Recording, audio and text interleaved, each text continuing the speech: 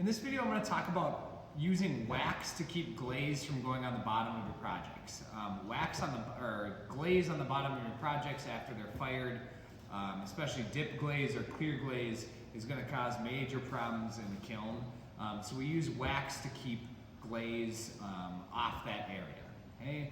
Now, what I'm going to do is I'm going to grab my project. I've already dusted it off with the brush, or I've used a damp sponge to get all the dust off the outside, and then I'm going to decide what part of the project is touching the table. Okay? Now for this bowl, the bottom is touching the table, so I am going to wax the bottom of this bowl. Okay?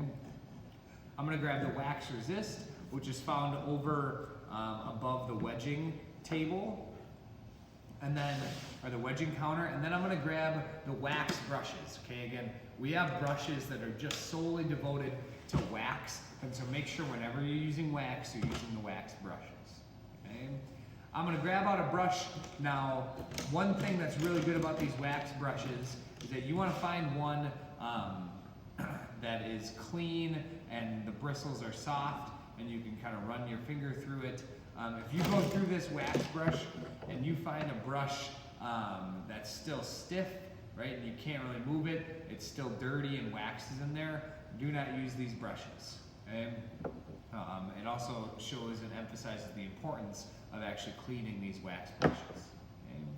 So what I'm going to do is I'm going to take the brush and I'm going to take a little bit of wax, and I am going to kind of paint that wax on the bottom of my project. Okay, and again, this bowl, it's going to be the bottom of the bowl, but really we want to wax wherever your project actually touches the table.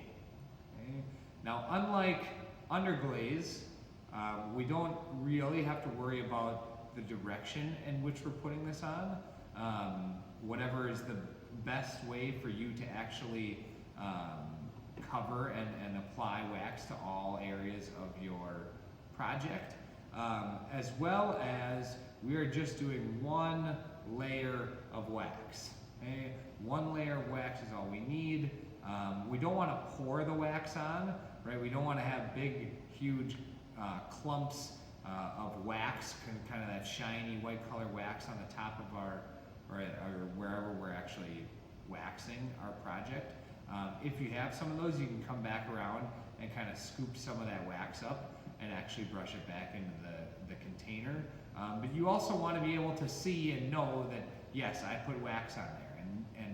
And wax is going to change the color of your project, and it's pretty easy to tell if you've waxed something or not.